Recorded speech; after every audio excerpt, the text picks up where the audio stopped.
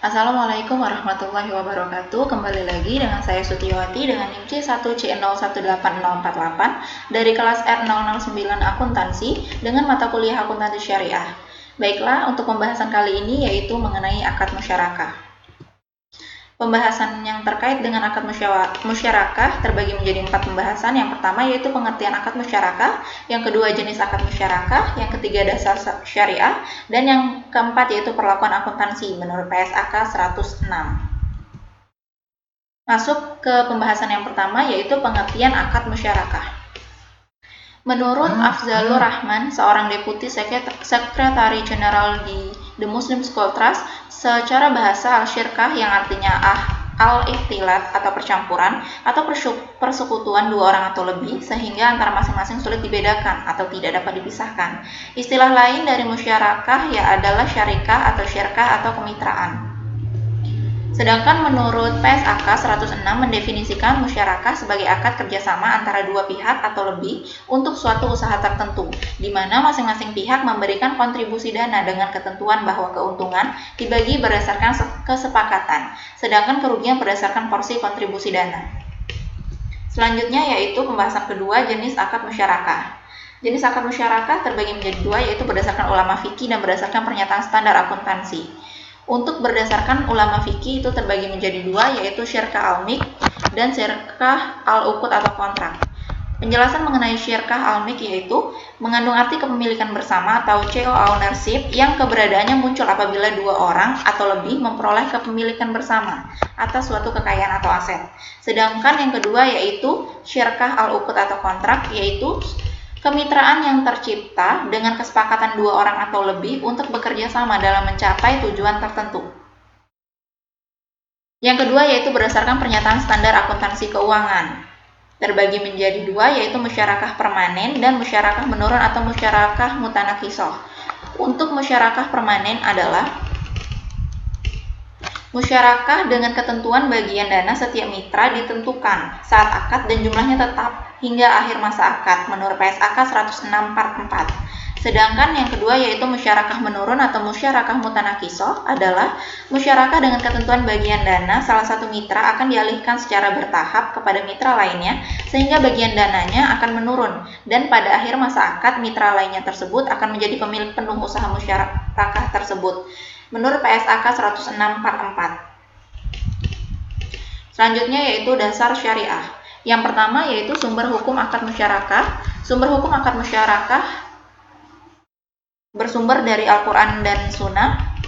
Pada prinsipnya seluruh ahli fikih sepakat dalam menentukan atau menetapkan bahwa hukum musyarakah adalah mubah, meskipun mereka masih memperselisihkan keabsahan hukum dari beberapa jenis akad musyarakah. Yang kedua yaitu rukun dan ketentuan syariah dalam akad musyarakah.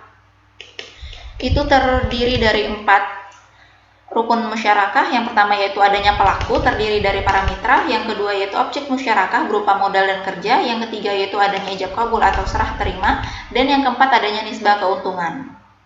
Selanjutnya yaitu berakhirnya akad musyarakah disebabkan oleh 3 sebab. Yang pertama yaitu apabila salah seorang mitra itu menghentikan akad. Yang kedua yaitu apabila salah seorang mitra meninggal atau hilang akad. Dan yang ketiga yaitu adalah modal musyarakah hilang atau habis. Selanjutnya yaitu penetapan nisbah dalam akad musyarakah. Nisbah dapat ditentukan melalui 2 cara dalam akad musyarakah. Yang pertama yaitu pembagian keuntungan menurut proporsional atau sesuai modal. Yang kedua yaitu pembagian keuntungan tidak proporsional dengan modal. Selanjutnya yaitu perlakuan akuntansi PSAK 106. Perlakuan akuntansi untuk transaksi musyarakah dilihat dari 2 sisi pelaku, yaitu mitra aktif dan mitra pasif. Mitra aktif adalah pihak yang mengelola usaha musyarakah, baik mengelola sendiri atau menunjuk pihak lain untuk mengelola atas namanya. Sedangkan mitra pasif adalah pihak yang tidak ikut mengelola usaha atau biasanya adalah lembaga keuangan. Yang pertama untuk contoh akuntansi untuk mitra aktif dan mitra pasif.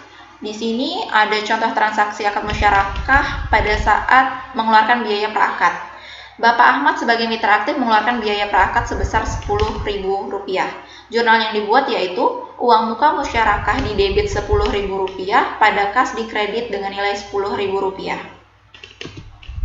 Contoh kedua yaitu pada saat penyerahan atau penyetoran modal, mitra aktif menyetorkan modal 100.000, sedangkan mitra pasif menyetorkan modal sebesar Rp50.000. Asumsikan bahwa biaya praakad tidak disetujui untuk dijadikan penambah investasi musyarakah. Nisbah yang disepakati yaitu 3:1.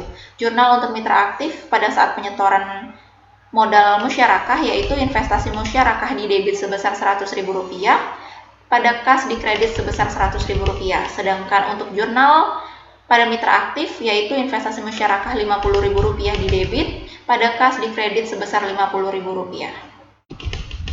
Dan yang terakhir yaitu akuntansi untuk pengelola dana. Akuntansi untuk mengelola usaha musyarakah dilakukan oleh mitra aktif atau pihak yang mewakili.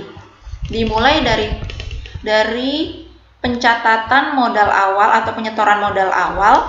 Yang kedua yaitu dilakukan pencatatan untuk pembagian laba atau rugi dari usaha musyarakah, dan yang ketiga yaitu pencatatan yang dilakukan pada akhir akad seperti dana yang investasi yang diserahkan berupa kas, dana investasi yang diserahkan berupa aset non kas, dan modal investasi yang diserahkan berupa aset non kas dan di akhir akad dikembalikan dalam bentuk kas.